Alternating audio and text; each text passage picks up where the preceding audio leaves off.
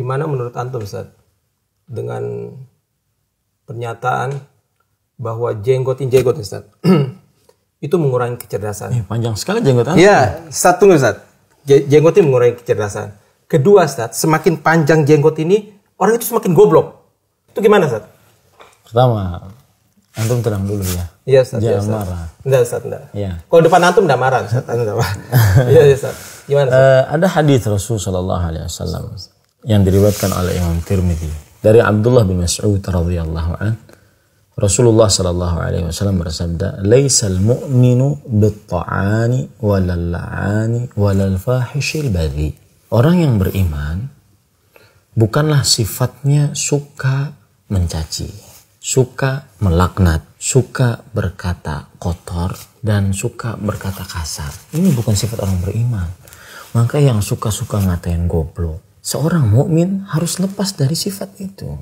Tidak boleh dia berkata-kata yang seperti itu, terutama itu sebagai lisan yang biasa keluar dari mulutnya.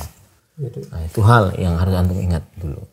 Yes. Ya, tentang kata-kata goblok ini. Kalau kita perhatikan ayat-ayat Al-Quran, maka Allah Subhanahu wa Ta'ala berfirman, "Falyahdharil ladzina yukhalifun min amri an tusibahum fitnatun aw yusibahum adzabun alim."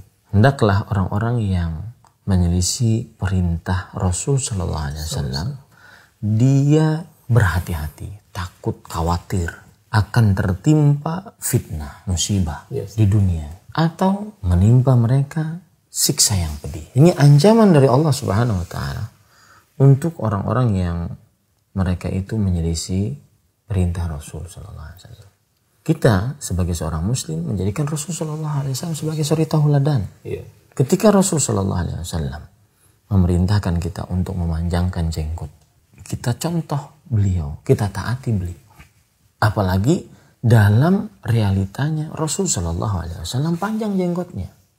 Asal hukum dalam sebuah perintah menunjukkan kepada kewajiban, kecuali ada dalil yang menurunkannya daripada kewajiban. Masalah jenggot itu perintah untuk dipanjangkan, dibiarkan, dipelihara.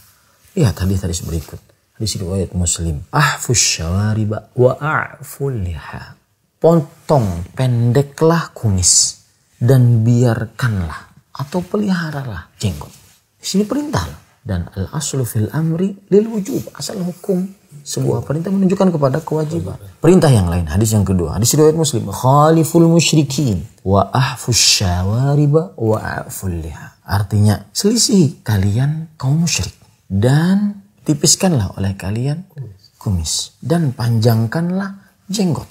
Kemudian yang ketiga, hadis riwayat Muslim, annahu amara bi ihfa'is syawarib wa ifa'il lihya. Bahwa Nabi Muhammad SAW memerintahkan, ini hadis dari Abdullah bin Umar. Beliau menceritakan bahwa Rasulullah SAW memerintahkan untuk menipiskan kumis dan membiarkan jenggot. Dalam hadis riwayat Muslim yang lain, juzus syawariba wa arkhul liha wa khaliful majus. Artinya, pendekkanlah kumis dan biarkan atau peliharalah jenggot dan selisih kaum Majusi. Kemudian dalam hadis riwayat Bukhari, inhakus syawarib wa a'ful liha. Artinya, cukur habis kumis dan biarkanlah, peliharalah jenggot. Hadis yang selanjutnya, khaliful musyrikin wa waffirul liha wa ahfus syawarib. Selisih di kalian dari orang musyrik dan berbanyaklah, perbanyaklah, biarkan panjang. Wa ahfus syawarib. Apalagi kadang-kadang ada orang yang menuduh kalau seandainya panjang, orang Indonesia itu kalau panjang jenggotnya seperti pemain kesebelasan. Ini subhanallah. Di mana dengan hadis-hadis berikut? Bukankah khitabus syari', redaksi syariat itu umum, bukan hanya untuk orang Arab, tetapi seluruh umat Nabi Muhammad SAW. Meskipun kita orang Indonesia yang notabene kadang-kadang punya jenggot sedikit seperti saya ini, jenggotnya sedikit, akan tetapi kita wajib untuk mengerjakan perintah tersebut dan jangan kemudian dilecehkan seperti pemain kesebelasan. Iya. Itu katanya gini Ustaz. Jadi pada saat dibilang kalau kita memanjangkan jenggot itu Ustaz, itu saraf kecerdasan itu ketarik. Ana paham, Ana dari dulu sampai sekarang Ana banyak bergaul sama dokter, pernah ada dibilang ada saraf kecerdasan itu ketarik ke bawah itu. Siapa yang goblok, siapa yang pintar, ini Ana bingung, Ustaz. Iya, antum sabar dulu. Iya, jangan marah-marah. Afwan, Ana. Tapi Ana paham kalau seandainya Ana panjang, Ana suka marah enggak, Ustaz. Jadi Ana pusing nih pernyataan. Tapi Ana marah, Ana paham kalau seandainya antum marah, mungkin husnudzon Ana terhadap antum adalah bahwa sunnah Nabi dicela. Begini, salah satu hal yang membedakan antara ahlu sunnah, pengikut Nabi Muhammad SAW dengan para pengekor hawa nafsu adalah dalam metodologi beragama. Kalau ahlu sunnah, para pengikut Rasulullah SAW, mereka senantiasa menyandarkan pemahaman terhadap ayat, terhadap hadis kepada pemahaman 3 generasi sahabat yang mulia, 3 generasi manusia yang mulia, para sahabat, para tabi'in, para tabi'ut tabi'in, yang disebut dengan khairun nasi qarni, sebaik-baik manusia adalah zamanku, kemudian zaman setelahku, kemudian zaman setelahku, para sahabat, para tabi'in, para tabi'ut tabi'in. Maka pemahaman agama kita akan benar. Yakin, itu dijamin. Ya, harus kita yakini baik-baik. Ada ingin benar pemahaman agamanya, baik terhadap masalah hadis tentang jenggot, maka kita akan benar-benar memahami seperti itu. Coba lihat sekarang. Pernahkah orang-orang yang mulia tersebut, yang diridhai oleh Allah, mendapat gelar radhiyallahu anhum wa radhu'an, para sahabat Nabi? Pernahkah mereka mengatakan bahwa Abu Bakar saja atau 10 orang yang dijamin masuk surga oleh Rasulullah SAW, pernahkah mereka mengatakan bahwa jenggot mengurangi kecerdasan? Tidak pernah. Tidak pernah. Itu manusia yang paling diridhai oleh Allah. Kalau sekarang ada 15 abad sepeninggal mereka, ada manusia yang mengatakan seperti itu, maka kita tinggal bandingkan. Makanya Abdullah bin Mas'ud mengatakan, man kana muta'assiyan falyata'assa bi ashabi Muhammadin. Barang siapa yang ingin mencontoh, menjadikan suri tauladan, contohlah sahabat Muhammad sallallahu alaihi wasallam. Kenapa? Karena dia dapat gelar, tidak ada niqash di dalam, keraguan di dalamnya, dialog di dalamnya. Mereka mendapatkan gelar radhiyallahu anhu. Enggak pernah timbul pernyataan dari mereka bahwasanya jenggot menumbuhkan ataupun mengurangi kecerdasan, ataupun semakin panjang semakin tidak pintar atau goblok bahasa. Iya, goblok, langsung goblok, bukan tidak pintar, goblok sudah. Kalau tidak pintar masih halus, saat ini goblok dibilang. Apalagi kalau kita perhatikan di sana banyak sekali hal-hal yang bertentangan dengan pernyataan ini. Semakin panjang jenggot semakin goblok. Coba perhatikan poin-poin berikut. Al-Ghazali rahimahullah ta'ala, Imam Al-Ghazali yang mempunyai kitab Ihya Ulumuddin rahimahullah, beliau mengatakan, qala Syuraih Al-Qadhi wadidtu anna li lihyatan walau bi'asharati alaf. Artinya, Syuraih Al-Qadhi rahimahullah mengatakan, aku berharap memiliki jenggot. Wah, meskipun aku harus membelinya dengan 10.000 dinar. Ini menunjukkan bahwasanya orang-orang cerdas di zaman dahulu ingin sekali untuk memiliki jenggot. Lihat lagi. Al-Ghazali juga mengatakan, qala ashabul Ahnaf Ibnu Qais wadidna an nashtari lil Ahnaf lihyatan walau bi'20,000. Para sahabat Ahnaf bin Qais, rupanya Ahnaf ini tidak punya jenggot. Kami berangan-angan untuk membelikan jenggot untuk Ahnaf meskipun harus membayar 20 dinar. Para ulama yang tidak berjenggot ternyata berangan-angan untuk memiliki jenggot meskipun harus bayar semahal itu. Apakah mereka begitu bodohnya untuk membayar mahal? Sebegitu bodohnya kah para ulama untuk membayar mahal? Satu. Yang kedua, kelaziman tatkala kita mengatakan jenggot semakin panjang semakin goblok, ini kelazimannya adalah mencela orang-orang yang berjenggot, termasuk yang dicela siapa? Nabi Muhammad sallallahu alaihi wasallam. Maka hati-hati, ini berat. Ya, berat. Rasul sallallahu alaihi wasallam dalam hadis riwayat Muslim. Jabir bin Samurah radhiyallahu anhu menceritakan wa kana kathiru sya'ril lihyah.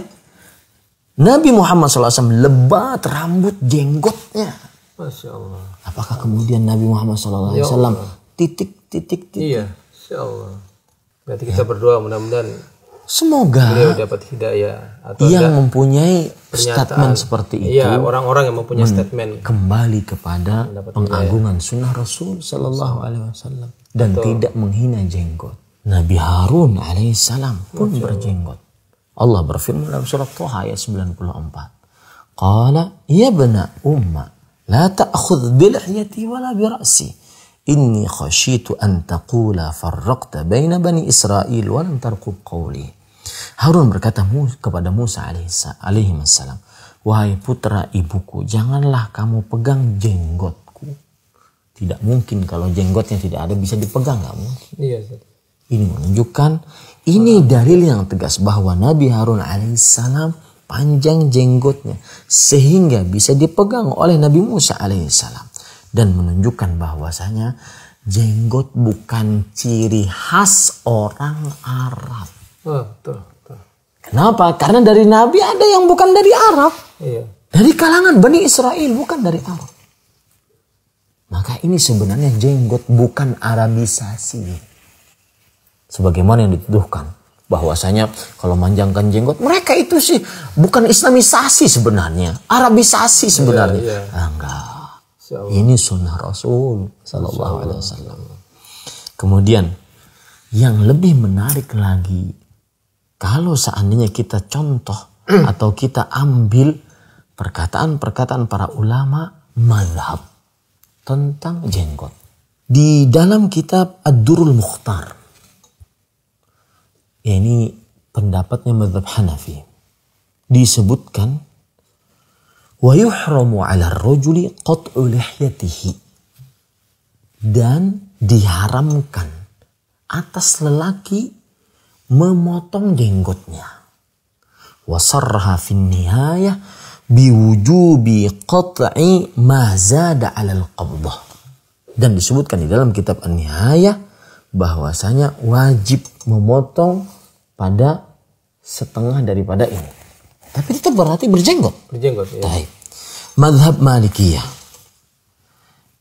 Ini disebutkan di dalam kitab Syarhul Risalah li Abil Hasan dan juga catatan kakinya yang ditulis oleh Al-Allamah Al-Adawi. Hurmatu halqil lihyah wa kadza qaswa idza kana yahsulu bihi muthla. Haram mencukur habis jenggot. Demikian pula kalau seandainya memotongnya. Ya, Malikiyah. Mazhab Syafi'iyah. Nah, ini mazhab di dalam kitab Syarah Al-Ubab Faidah qala Syaikhan. Mazhab Syafi'i ini coba pelan-pelan Ustaz, karena kita banyak. Ana juga termasuk yang ini juga Ustaz. Yukrahu halqul lihyati wa'taradahu Ibnu Rif'ah bi anna Syafi'iyya nassa fil ala tahrim. Artinya disebutkan bahwasanya dimakruhkan memotong atau mencukur jenggot, dimakruhkan. Tetapi pendapat ini dibantah oleh Ibnu Rif'ah bahwasanya Imam Syafi'i rahimahullah di dalam kitab beliau mengharamkan memotong apa? Memotong jenggot, mencukur jenggot. Mazhab Syafi'i. Iya.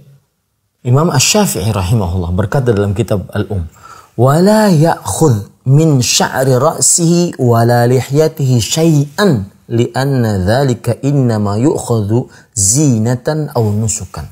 Artinya, orang yang memandikan mayat tidak boleh memangkas rambut kepala maupun jenggot si mayat. Karena kedua rambut itu hanya boleh diambil untuk menghiasi diri ketika ibadah manasik saja. Lihat lagi di dalam perkataan beliau yang lain.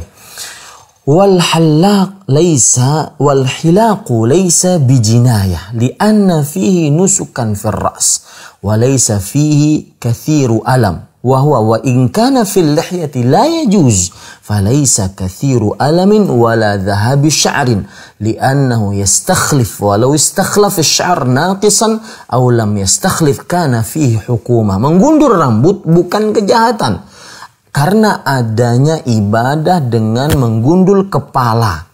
Juga karena tidak adanya rasa sakit yang berlebihan padanya. Tindakan menggundul itu meski tidak diperbolehkan pada jenggot. Tidak diperbolehkan ya. Tidak diperbolehkan pada jenggot. Ini perkataan Imam Asy-Syafi'i. Bahkan subhanallah, para ulama menyebutkan kesepakatan haram memotong, menggundul, mencukur jenggot. Lihat di dalam Maratibul Ijma' yang ditulis oleh Ibnu Hazm berkata, ittafaqu ala anna halqal lihyah muthlah la yajuz. Para ulama telah sepakat bahwa sesungguhnya menggundul, mencukur habis jenggot termasuk tindakan muthlah, yaitu seperti orang muthlah itu artinya adalah mutilasi. Mutilasi ya. Itu tidak diperbolehkan. Syekhul Islam Taimiyah rahimahullah berkata, sebagaimana disebutkan dalam kitab Ushulul Ihkam, yuhramu halqul lihyah lil ahadithis sahihah wa la yubihuhu li ahadun. Menggundul jenggot itu diharamkan karena adanya hadis-hadis sahih tadi dan tidak ada seorang pun yang membolehkannya. Lihat lagi Al-Ala'i di dalam kitab Fathul Qadir mengatakan, innal akhdha minal lihyati dunal qabdah kama yaf'aluhu ba'dul maghariba wa mukhannathatur rijal lam yubihhu ahadun wa akhdhu kulliha min fi'lil yahudil hin wa majusul a'ajim. Ya akhi, subhanallah. Harus sadar, terbuka hatinya, lapang tatkala dinasihati. Ustaz, kalau dengar pernyataan, coba perhatikan, saya baca dulu. Ntar, antum sabar dulu ya. Ustaz, Anda betul-betul sabar dulu. Anda semangat ini, Ustaz. Sabar karena semangat. Sesungguhnya memangkas sebagian jenggot hingga lebih pendek dari satu genggaman. Misalkan begini. Iya. Dia pangkas di sini, lebih pendek daripada satu genggaman. Sebagaimana dilakukan oleh sebagian orang Maroko dan para banci. Itu tidak ada seorang pun yang membolehkannya. Sedangkan memangkas semuanya hingga habis itu termasuk tindakan orang-orang Yahudi India dan orang-orang Majusi yang bukan Arab.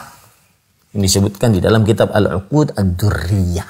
Ini bukan permasalahan yang remeh. Iya, jadi saya pesan, jangan sampai kita menganggap yang permasalahan seperti ini guyonan. Ya itu. Nanti kalau sudah nanti masuk dibuka, ke dalam, nanti bilang itu hanya guyon. Dikhawatirkan nanti masuk ke dalam firman Allah, wa tahsabunahu hayyinan wa huwa 'indallahi 'azim. Kalian mengira bahwasanya itu ringan, tapi di sisi Allah berat. Karena ini ajaran Rasul sallallahu alaihi wasallam.